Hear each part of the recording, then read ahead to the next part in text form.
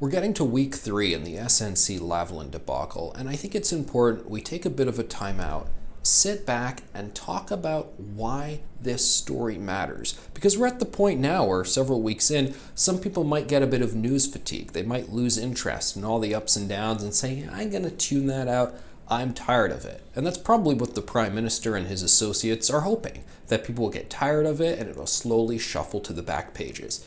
But this story is very different than some of the previous scandals the Prime Minister has faced. Let's take the Gropegate saga. Did he or did he not 18 years ago grope a reporter at an event he attended? Well, he's more or less fessed up that he has, but said that odd thing about men and women experience things differently and so forth. Not a good scene at all. But I think the essence of this is that people can experience interactions differently. And part of the lesson we need to learn in this time of collective awakening is a level of respect and understanding for the fact that people, in many cases women, experience interactions in professional contexts and other contexts differently than men.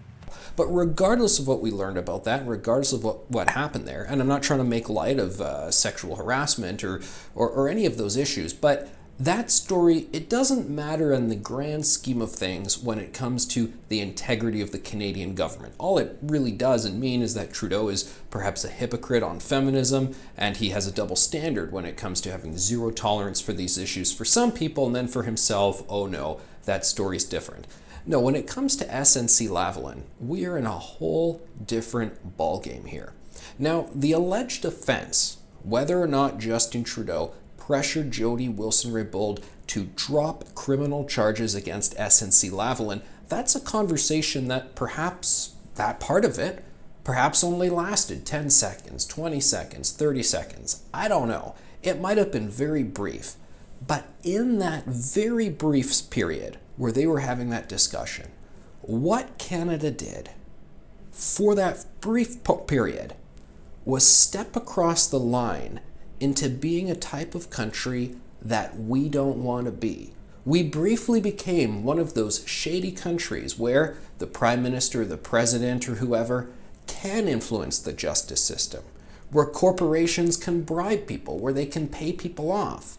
It's a phenomenon called democratic backsliding, where you think the country's working well and going rosy, but then suddenly things start to slip. Maybe the integrity of your elections, maybe the impartiality of your justice system. And that's what has happened here for this brief moment. And that's why even if Justin Trudeau wants to fess up and say, okay, fine, it happened, I apologize, I wish I could take it back, give me a break, guys, it's not a big deal, that's why we just can't tolerate it. Because if this happens more regularly, if we let this one thing pass, Canada suddenly loses what we are, our reputation for being what I think is the best country in the world. It's interesting times out there in world affairs right now. We're getting closer and closer to many other countries. We're having this spat with China, situations with Saudi Arabia and other countries. And these are countries that are not like us. And these are countries that we do not want to at all become like. It would be great if Justin Trudeau used the UN pulpit to encourage these countries to be more like us. Unfortunately, he's not doing that. But that's beside the point. They're like that, and we don't want to be like that. But when we start doing things like this, what is alleged of the Prime Minister to have done, we start ever so slightly becoming like those countries. And what if those countries, and what if those companies, places like Huawei, other corporations, competitors of SNC-Lavalin, they see this instance and they go, oh, I see Justin Trudeau in the news saying it didn't happen, but we get you, wink, wink, nudge, nudge, we see it happened. We didn't know Canada was that sort of a country. We didn't know that was possible there, that we could lobby the government to encourage them to have criminal charges dropped against us. Why didn't we think of that? And then the feeding frenzy begins.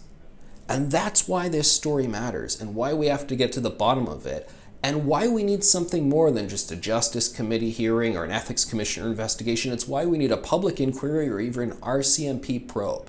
Because the very integrity of the foundations of our country are at stake here.